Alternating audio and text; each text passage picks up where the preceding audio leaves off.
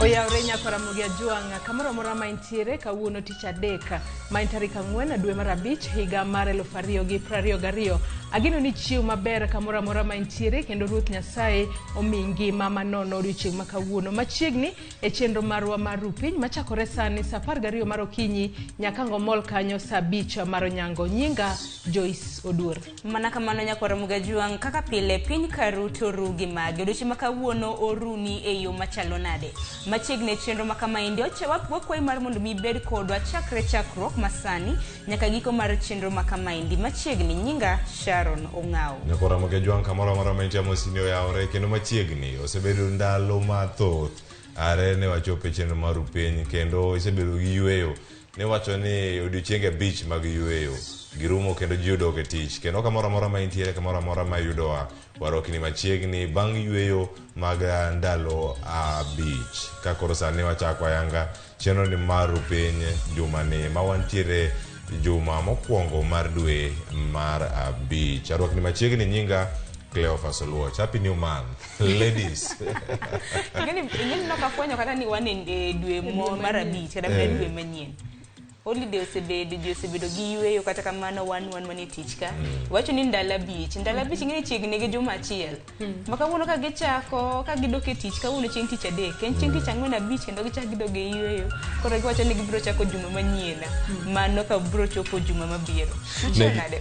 Anachiwo maber kendo holiday odhi makare. Wacho ni kata kane wane tich mane ting' marwa kaka jofuambo odiochieng' manyoro kano yango World Press Freedom Day kendo wacho ni en mana gimoro ma wanyakawo thuolo mar goyo Nyasaye erokamano kendo mar miwa thuolo mar twak koda joneno magwa mag Ramogi TV kinde duto kata kane wantiere yweyo. Chiwo maber kendo goyo Nyasaye erokamano. Joyce. Amba chiw maber.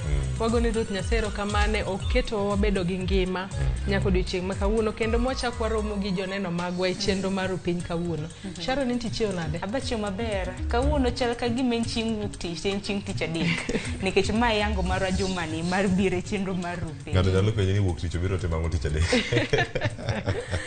Kata kamanya Ramogi Juang mana kaka pile odiochieng' ma kawuono bende wantiere gi chenro matut chenro mathoth ma bende wapangono odiochieng' ma kawuono. Bang' ma wantiere gi weche manyien ma bende idhi kela kod nyadendi Joyce Odur. Nonro mar gazet bende adhi bedo godo kanyo. Kokamano twak e chenro mar Piny odiochieng' ma kawuono abiro tayo ka bende okinyi ma kawuono adhi mana twak kaluwore kod chal mar siasa. Weche mang'eny osetimre Cleophas gi Joyce nyaka sani. Nitiere achung' kenda koso jochung' kende gi independent candidates madirom 47 mago mana elemu mar tend piny Kenya. Mano kende. To bende bing'eni kaluwore kod wach makamano. Duol matayo weche mag yiero e pacho kae IEBC. Sani koro wanyalo wacho ni gintiere kod wich bar.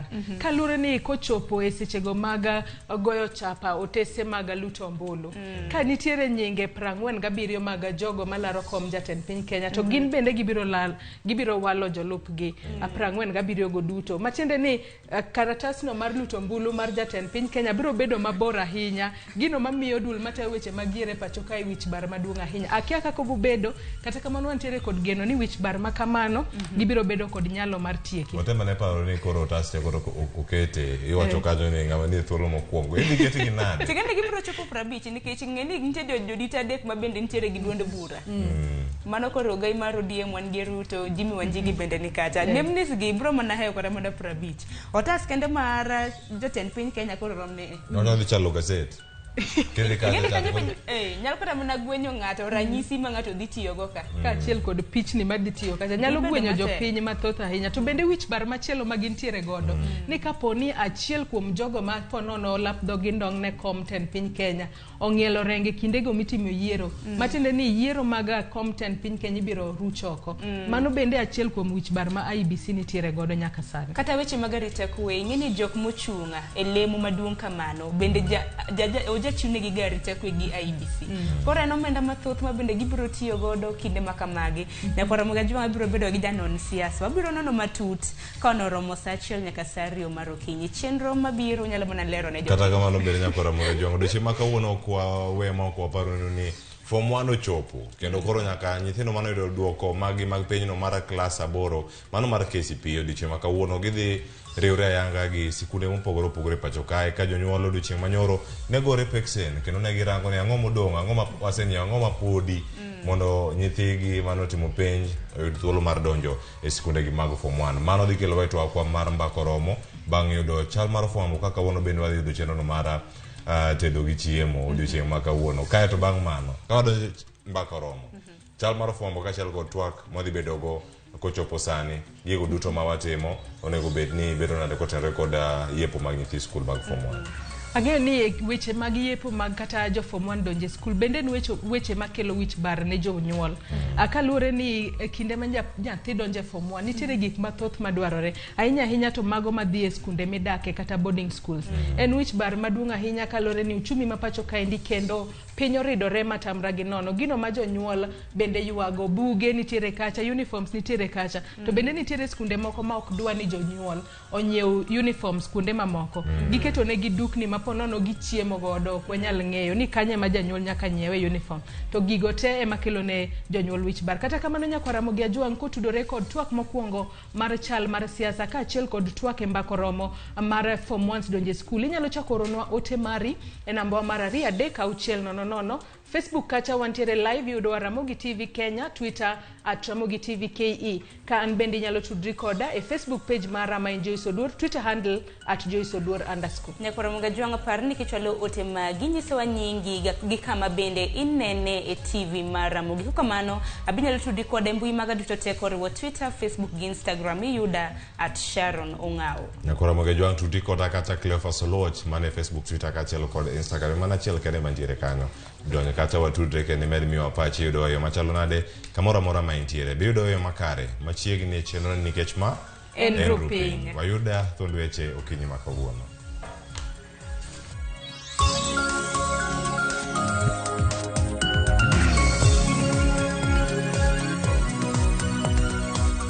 Na katika county tuko na kamati ambayo inafanya coordination. Alafu katika kila constituency tunakuwa na kamati. Okay? Alafu katika kila ward nakuwa na kamati.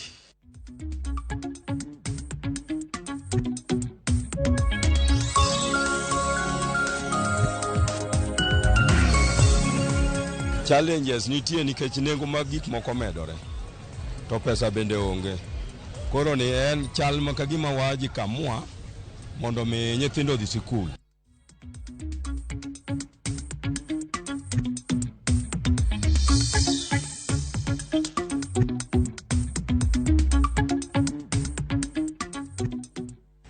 Nyako Ramogi Ajwang' oyawre kamoro amora ma intie kendo machiegni e weche manyien okinyi ma kawuono. Nyinga Cleophas Oloch. Wachako weche manyien makoro kanyo ayudo kanyo ni obila mago kwach kich odayo dho jaod bura mogwel David Ole Sankok e wi tho mar wuode manyo ochielore kod magina kotiyo kod bunde mar wuon mare.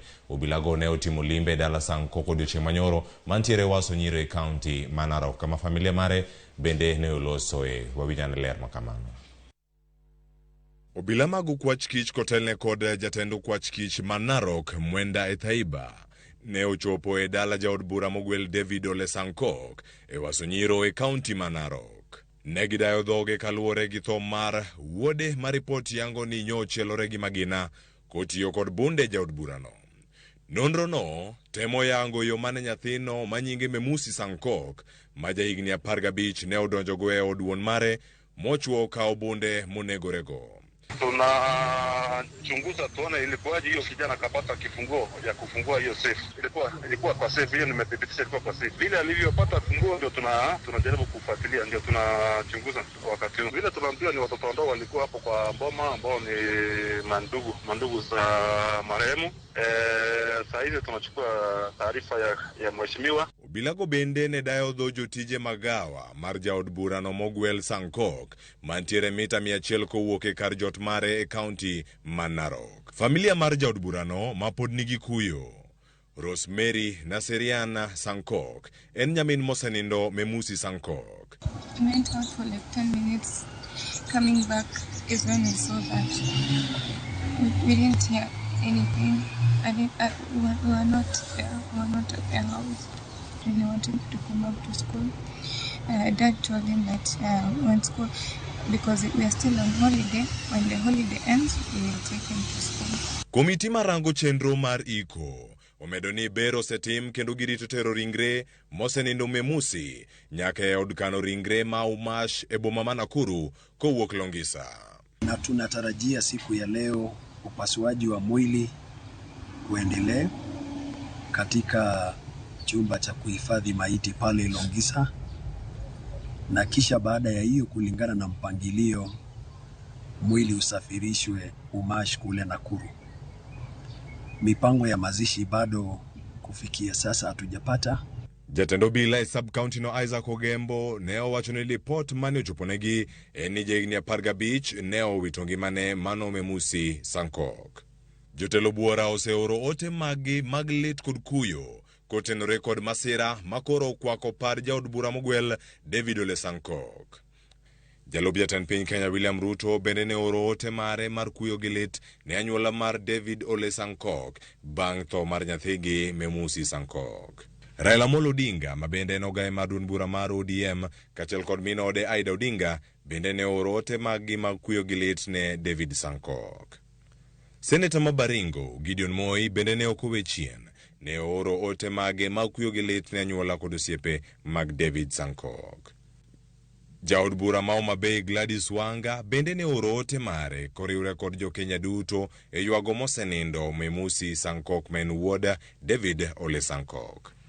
Jotelo bende manomedo donjo e dala Sankok omedo kwayo oganda jo Kenya mantiere e mbui mondo okung dhogi e kinde ma Sankok kod anyuola mare nitiere kuyo. Cleophas Oluoch, Ramogi TV. Kamachielo bende wadhi weche mag siasa kuma yudore ni jalar kom jatend piny Kenya kod riwruok mar Azimio la Umoja One Kenya Alliance Raila Odinga ochako siasa mar choko paro maleo kokalo kuom loso gi jodito kod jolony mabiro medo chwalo kampen magi. Kaka Walter Nyambagalero romo mar Raila Odinga ne obedo go kod kweth jodito mawuok masawa mar Kenya oyangore ni sani riwruogno menyo chwalo kampen magi nyaka e rang'iny mag wards.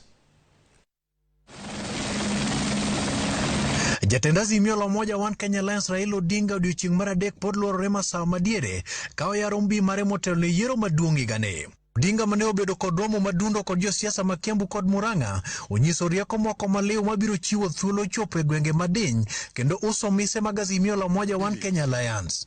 Nyinyi sasa ndio wanajeshi wangu mashinani. The link between the presidential candidate and the ground ni nyinyi. Hakuna wengine tena.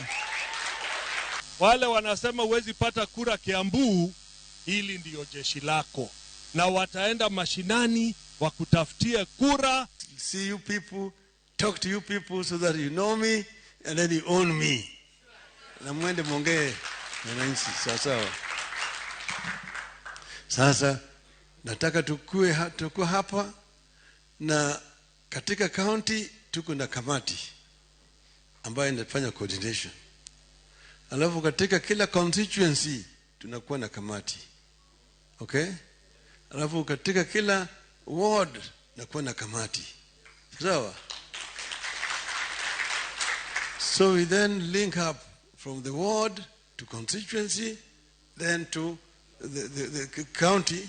Then the county is going to now be linked to the presidential campaign secretariat. And the executive director ni bwana Tuju huyo. Kane otene kod jo od bura manyiso hera ne Azimio la Umoja One Kenya Alliance gisingo ng'awo rang'iny mar seto mbulu kaka yore twenyo got kendo juko mbulu mathoth. The president has said several times it's not his desire to leave the government of Kenya in the hands of somebody who cannot be trusted. I mean, for how long will Kenyans take to get our message?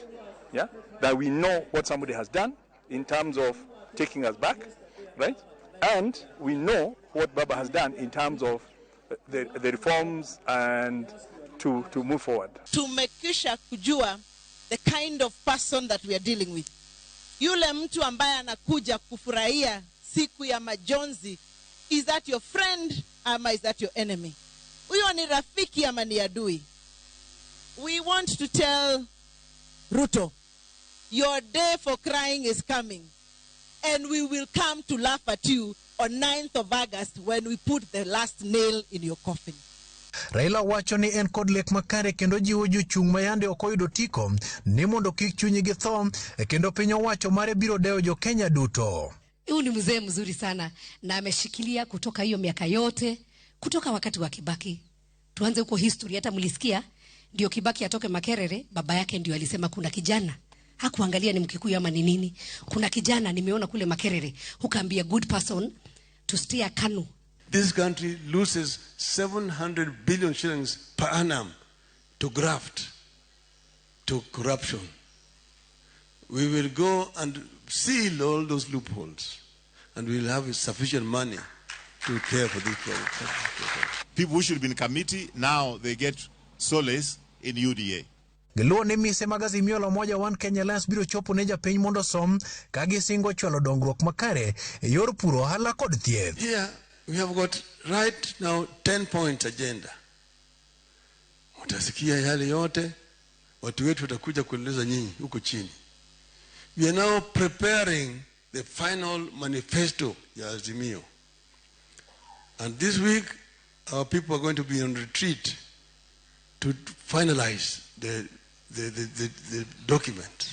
Romo mano mane Raila Odinga romo godo kod kwith magazimio la moja One Kenya Alliance magama Windsor kod mano Mathika Greens ne en mar keto kenge mag rang'iny mag timo kampen mabiro chopo wards kendo neno ni chenro duto mag kampen odhi kare. Walter Nyambaga, Ramogi TV, Thika, Kiambu County.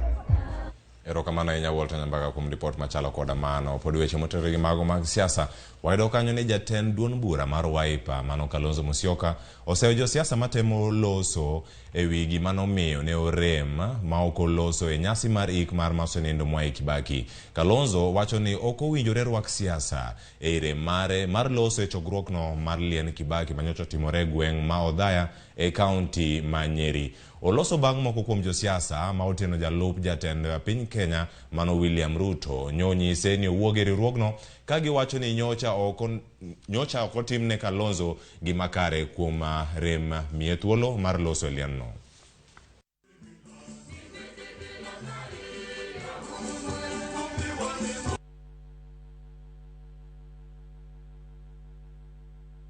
Let Mzee Mwai Kibaki rest in peace.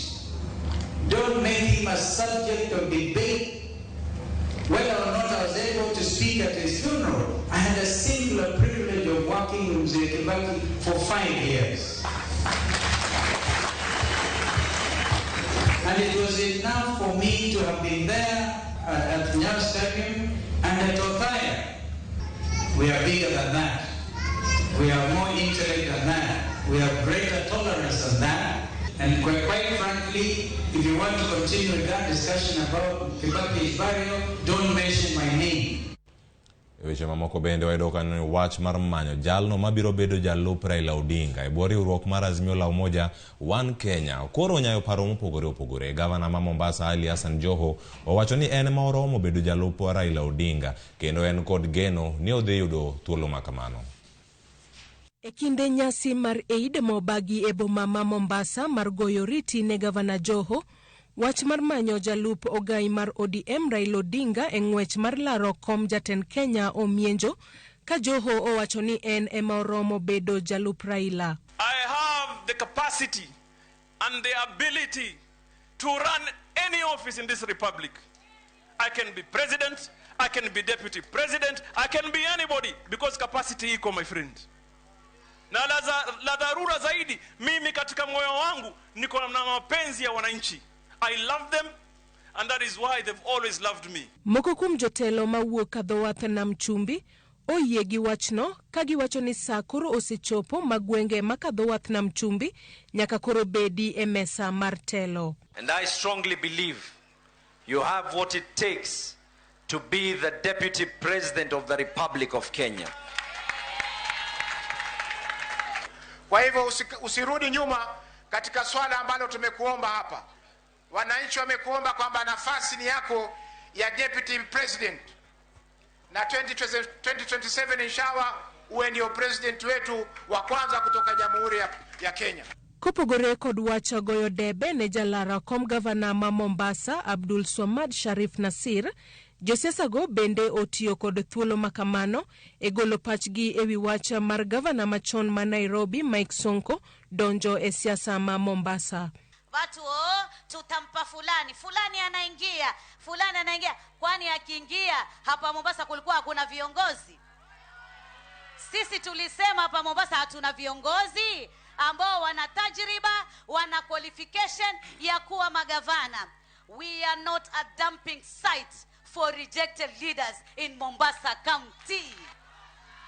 Alikuwa tuletea matafrija ya kazi gani Mombasa hii?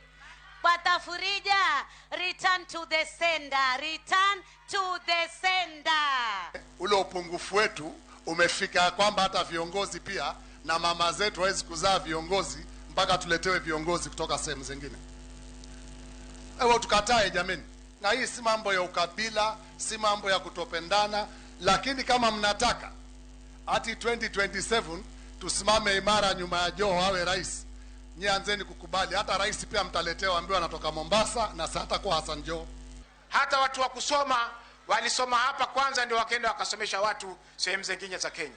Uongozi ulitoka hapa kwanza, maliwali kila mtu alikuwa anakwenda kuongoza sehemu za bara. Kwa hivyo tusiletewe vikaragosi hapa. Mimi nimempima Abdul Swamad. Binadamu sisi wote tunaweza kuwa na udhaifu, because that is what makes us human beings. Lakini Abdul Swamad ana nia, ana moyo, ana uwezo na amejitolea kwa sababu ya watu anaoongoza. Jotelogo bende ogoyo debe ne ogai mar ODM Raila Odinga kagiwacho ni obiro kelo ber mathoth ne oganda makadho wath nam chumbi. Joyce Oduor, Ramogi TV. Erokamano ahinya Joyce Oduor kuom ripot machalo kod mano. Kamachielo bende wayudo ni onagi ma odak e kaunti ma Kiambu ma gin johera mag riwruok mar Azimio la Umoja One Kenya Alliance koro wuok oko mar timo kampen ne riwruogno. Kotelnegi Kennedy Odhiambo, kwethno sani wacho ni chenro mar wuotho gipago chenro mag wuotho e ot ka ot ka gisero ombulu ne Raila Odinga ma en jalar kom jatend piny Kenya kane giloso bang' romo kod Raila Odinga e kaunti ma Kiambu. Gima wadhi timo mondo Raila yud ombulu kaka pile en ga kod ombulu mang'eny 300 to jo IBC samoro maiga. Sani wadhi hakikisha ni kura 300 mag jodak mago mag jakom Raila Molo Odinga. Eka bang'e mag jo Kikuyu modong' e Jubilee ma winjo duond Uhuru Kenyatta bende dhi biro. Koro wang'ni kura ma odhi yudo dhi idho malo sahihi. Wabiro wuotho kuom jowa dot udo. Wabiro goe in solidarity, yani kaka block. Sub county ma Thika ya wang'enye, Georgia ya wang'enye. Dawa wach ni kabuogi ne kata mana University ma Kenyatta ni Kiambu County. Wamakre kanyakla wamanyo kura e duol achiel. Duol nini wagocho no baba, mar ariyo wagocho ni jowa ma jodak be manka. Ntiere bwana machung' kahawa sukari iluonge no Odhiambo. Ntiere moromo iluongo ni Kevin ochung' kahawa Wendani. Kevin ni e candidate marwa kendo MCA makawa Wendani mantie nyaka sani. Wang'eyo kendo wageno ni jowa be dhi kawo kombegi. Wagoero kamano maduong' ne Raila Molo Odinga kecho kawo thuolo ne makende choko jo Kiambu te, aspirants and leaders mokelo ka. Koro kawuono wawuoyo mwatiekore ni wadwa konye tich kanyakla mondo obed ker mar Kenya ka. Ko kamano oganda wa joluo mani oko mar Kiambu wakone onge luoro kendo wawuok oko ne Raila wakedo ne mondo obed president. Kawawuok e kaunti ma Kiambu wadhi achiel kachiel nyaka e kaunti ma Migori. Kama wayudo kanyo ni jaod bura machon ma Suna West mano Joseph Obiero Ndiege koro lando ni odhi laro kom kar chung' od burano ma Suna West kaka ng'ama ochung' maonge duond bura mora mora kata independent candidate. Mano Ndiege mani loso e kinde mane otimo kampene boma ma Migori oywak ni welo mag ODM ne otime yo ma onge ratiro. Awacho ni gino ma koro miyo okawo okang' madhi nyaka e debe ka laro komno maonge duond bura. Moko kuom oganda e kaunti ma Migori bende wacho ni josiasa mane oyombi e welo mar ODM e kaunti ma Migori owinjo mi thuolo mar chung' maonge duond bura kata independent e yiero maduong' ma dwe mar aboro. Baba wabro gone ombulu kaka baba. wa ero baba kabisa. En mani baba seche moko sudni okromo ga yo maber. En sut ma seche moko iyudo kiketo wato longne iwa nyakalu. Omiyo ka in gi president maber, tin gi governor marach, onge kaka president biro tiye county. Nyaka wabed gi president maber to mana gi governor maber. Nikech governor kwa yudo maber kuka biro konyo baba tiyo maber e president. Koro an gi pacha wach mar ODM 6 piece ni to naneno ni ok odony maber ahinya nikech inya yudo ni gok sudni ne fundi ok okete maber ahinya. Koro sut nyalo bedo ni ok donj goganda wa masani. Kaka an gi pacha ok anyal advocate ni jo wa masani ogaga kura ni teka ni ng'ato ja ODM to nyaka tim nade igo kura. Baba wadwa gone uru ombulu kendo wawuoguru oko kwadhi go baba ombulu nikech en candidate mar Azimio. To ng'ata manie Azimio as young people agombo ni mondo watim nade. Wawuok e kaunti ma Migori kendo wadhi e kaunti ma Kisumu. Kuma koro wayudo ni jaod bura ma Kisumu Mano Rosa Buyu ne obago romo gi jochung' mag kom MCA ma Kisumu West e timo ikruok ne yiero ma dwe mar 8 ka gigeto manyo yore mag chwalo kampen. Jochung' go duto moting'o joma noyudo tiko mar welo kokalo kuom mago jochung' mamoko bende manochopo kanyo mag duond bura mar ODM oketo winjruok kendo jiwo luto ombulu e yor 6 piece. Giwacho ni giwinjore mar siro Rosa Buyu e manyo kom od bura ma Kisumu West kendo jiwo jo ODM duto mondo luto ombulu mana ne jo ODM e kombe duto. Piem mapek ni e kind Rosa Buyu kod jaod bura masani John Olagaluoch ma ochungi otiko mar MDG.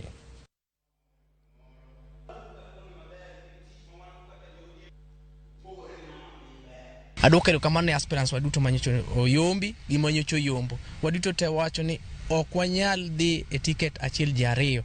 Wawinjo ni en mana ng'at achiel ema nyaka ne bed gi ticket. Omiyo kaka joma tindo mawuok Kisumu West constituency wadwoko erokamano gi chenro ma Mheshimiwa Rosa Akinyi Buyu oloso no odiochieng' makamuono. Koro amor ni jok manoyudo tiko omosore gi jogi manyocha gi piem go, to kendo jogi manyocha gi piem go to koyudo tiko be owacho ni gin koro gidhi dok e gweng' kata mier mondo giwuo gi supporters gi mondo gikwa werruok kama ne chama obede gi ng'ikruok to mondo giung lwedo jowa ma koro nosebedo go tiko. Nikech wang'eyo waduto ni sama chama oyudo joge ni emoyier, tiende ni chama yudo teko makata dwach chama mondo obigi policies manyalo konyo jopiny nyalo mana timore ka chama nigi teko kendo chama nyalo kadho policies ge e parliament kata policies ge e county assembly.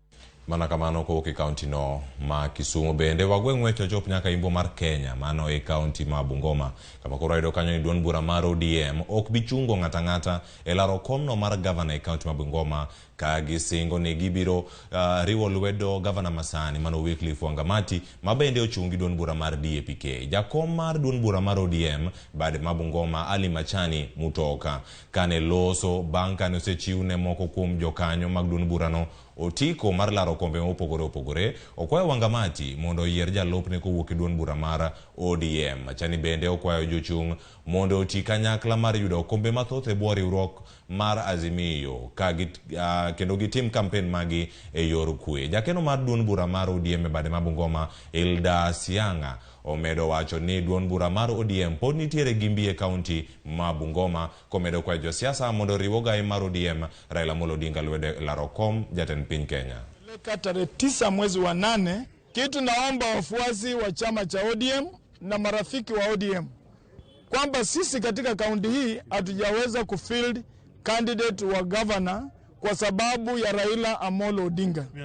Tungependa kusema kwamba wenzetu wa vyama vingine ambao tuna support hasa chama cha DAP ambacho kiko na gavana Wycliffe Wangamati, sisi kama ODM tuna demand kwamba kama chama tutapenda tupate kiti cha running mate ili tukupe total support.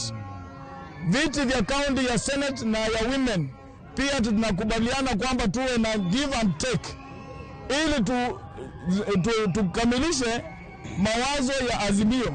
Azimio ni kugawana nafasi ili tusupport Raila Amolo Odinga wote. Na jukumu letu sasa ni kuhakikisha ya kwamba tumepata viti vya kutosha ndiposa baba atakapoingia State House awe na nguvu katika bunge zote. That's the National Parliament, the Senate, na county assemblies.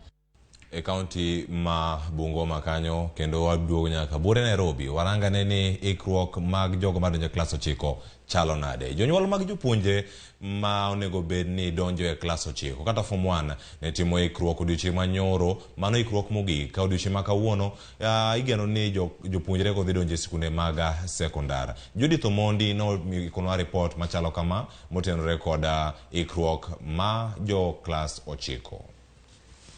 Buge, lewni, matres kod sanduge.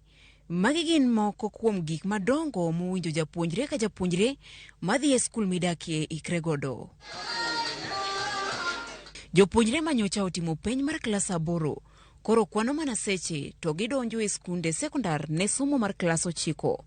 Jonyuol bende koro sane chapni ka gi kacha e timo ikruok. Sa oserumo, ywak pod nitie kind jonyuol. Nyiewo buge ok osebedo mayot. Buge ma an godo kawo siling 7,000. Bende pod adhi dwaro moro, pod onge. Gi rims bende pod ok ang'iewo. Koro ang'eyo ni pod odhi medore obed kata mana 8,100 moko. Nengo mag gik moko medore. To pesa bende onge.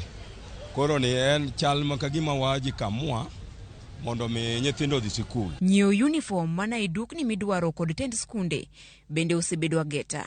Uniforms nego eko ondik ni kawe duka moro gi dukni 2 kende sibidika. To dire awacho ni nengo chor mang'eny sana mopogore kata kaka wang'iewo gik moko kata e chiro. Moko kuom janyuol koro kwayo tend skunde mondo yienegi nyiewo uniform go e dukni duto ma ok ochun gi duka achiel. Ginyalo mana miyowa specifications to kod color. Kata ka en sikat titwang'e nang'o to color ne chalo nade. To janyuol nyalo dhi kawo kumoparo. Nikech kama iparo samo ng'ato nyadhi tweng'o ni gi siling 600 to kuma gichiki ni dhi ng'iewo gino gi siling 1,500. Ok en jonyuol kende ema koro ng'ur e wi nengo gik moko makoro idho mokalo. Jouso bende ywak moloyo. Kalure gi bei mwawar go materials ai bei ni malo ma customer wudo ok nyalo chopo ok nyalo nyiewo gimwa uso. Higa mokadho sanduku ne ringe karibu siling 3,000 to sanduku mar siling 3,000 mar higa mokalo sani kinyiewe maber en gimoro siling 5,000 4,500 kanyo nengo moweni godo. E kinde no komishona mag Garissa Boaz Cheruitich okoni midhiro mar kech kod chan ma okwako gwengego pek mokalo. Wach momiyo nyaka koro skunde dew jonyuol kendo migi thuolo mar manyo omenda. Hata kama kuna wale watoto wachache ambao ama wazazi hawawezi kulipia karo za shule. Wakuu wa mashule wameakizwa na idara ya education kuhakikisha kwamba mtoto yote asiweze kufukuzwa. Wale wote ambao wanajiunga na kidato cha kwanza lazima waingie kwa madarasa. Sechego jotelo mamoko kuma oting'o mago mag riwruok mar jopuonje e kaunti ma Kirinyaga bende kwayo jopuonje mondo ong'i jonyuol gi wang' mamuol. Gikwayo jogo manyalo konyo jopuonjre ma ok nyal chulo omenda mar somo mondo chwal lwetgi. Wasisukume wazazi sana. Wawaambie tu waweze ku raise some percentage of the amount ambayo wanafaa kulipa. I can only request those who can come in and support the students to do so, since we would not like them to go to day schools. Judith Omondi, Ramogi TV. Erokamano nya Judith Omondi kendo ang'e maber ni odiochieng' ma kawuono e chenrono mar mbako romo mane madhi bedo twakwa ikruok mar jogo madonjo e klas 10 kata mano klas 9 form 1 odiochieng' ma kawuono form 1 ochopo. In ochopo ni ka in kanye bisa donjo skul ma ogol mathoth ikete mana kaka machielo dok nyaka kaunti ma Kisumu koro wayudo ni tend kaunti ma Kisumu kotel negi jalup governor ma Kisumu Matthews Owili kod speaker mar od bura ma Kisumu Elisha Oraro ne obago nyasi mar pogo jopuonjre mawuok e familia ma yuto gi ni piny gige somo ne ikruok ne donjo sikunde sekondar. Millicent Adhiambo miyo waler mathoth kuwuok e kaunti ma Kisumu. Tito Tielo en chenro mane ochakore igni 3 mokalo.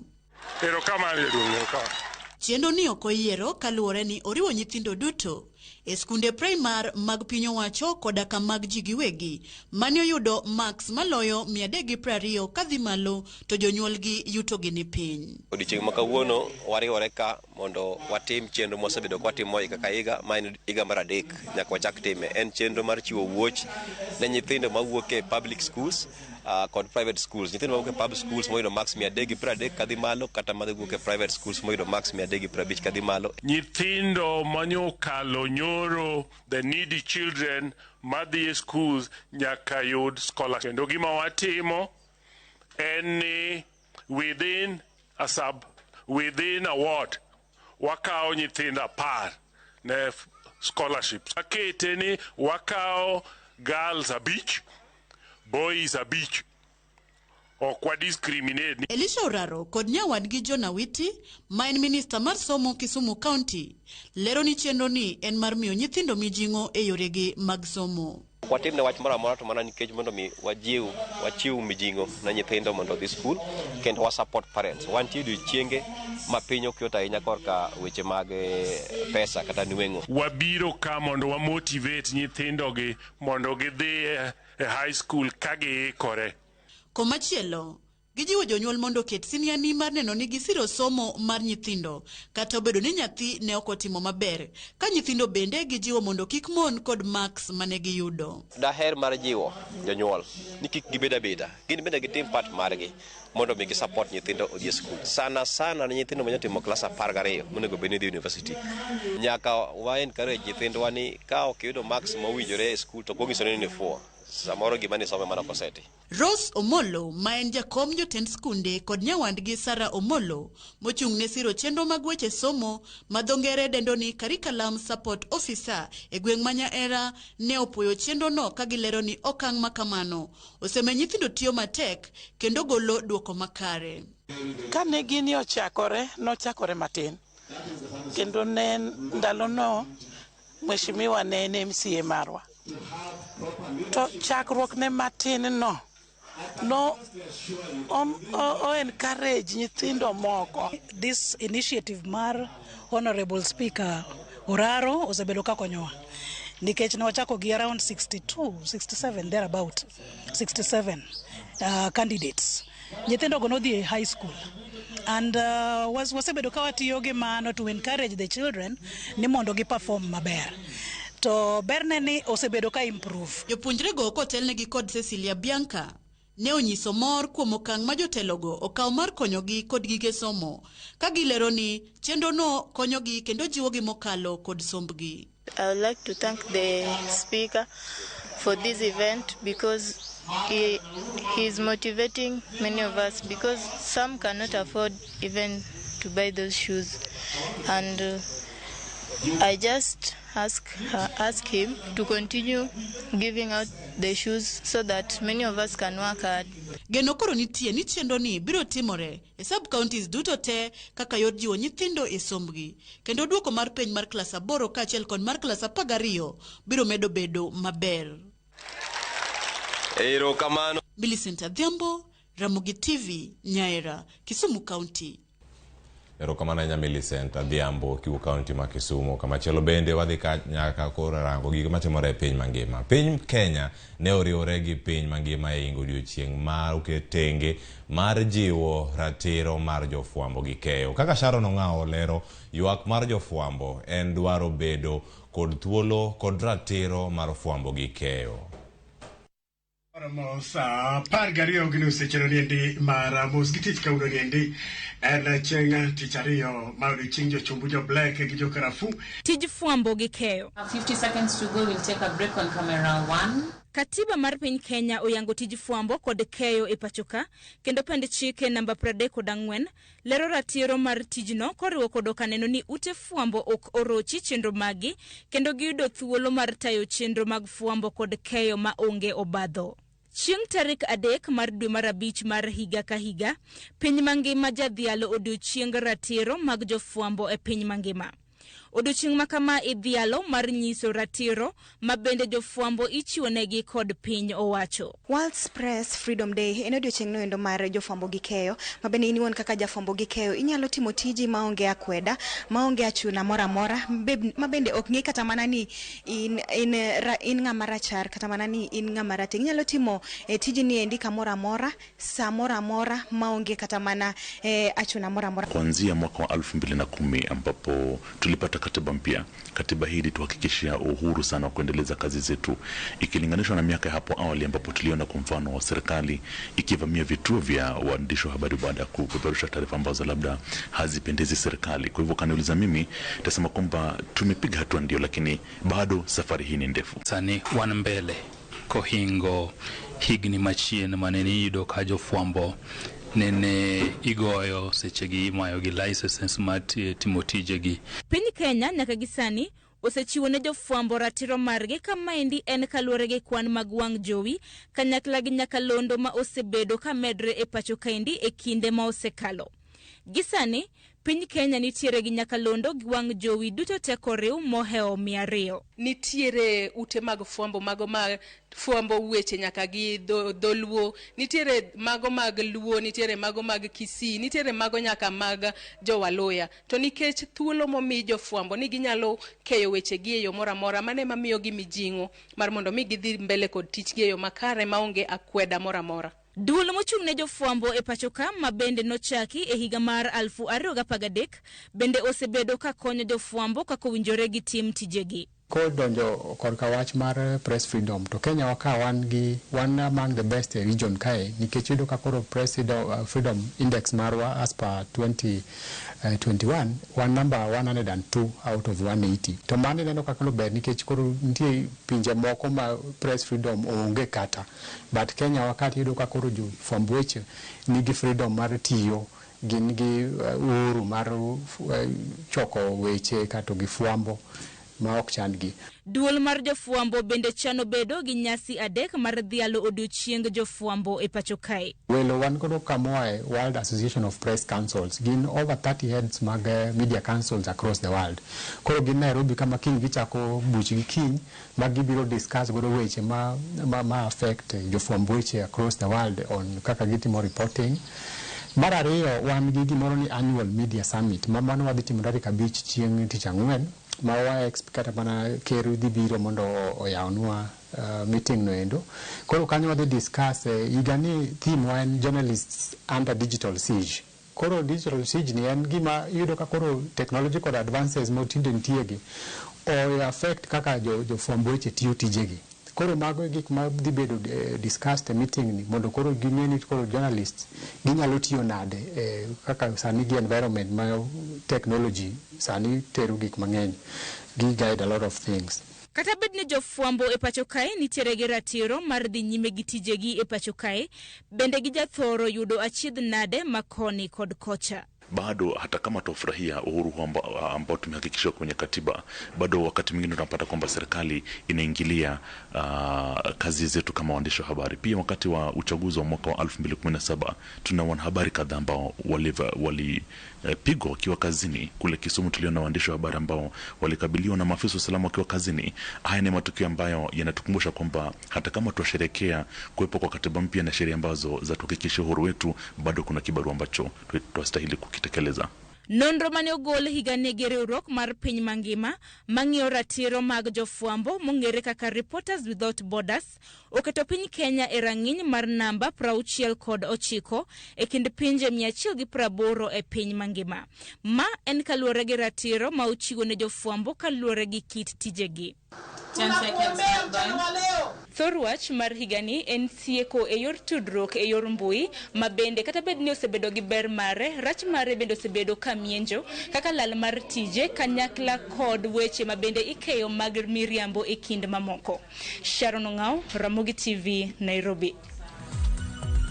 Erokamano Nyashara Nong'ao, en geno marwa ni jofwambo duto dhi yudo thuolo margi kendo ratiro margi mag fwambo gi keyo e yo makare. Wa jofwambo ang'wen kawuono e studio kae, chenro mabiro en mano mar nonro mar gazet. Mane makelo giko mag weche manyien okinyi ma kawuono, nyinga Cleophas Oluoch, med neno mana Ramogi TV, kawagoni erokamano kuom bedo kodwa achiel kachiel bende e Facebook kacha. Ote magi wadhi somo kanyo kwa donje twak mokwongo marwa mar Piny. Kete mana ka.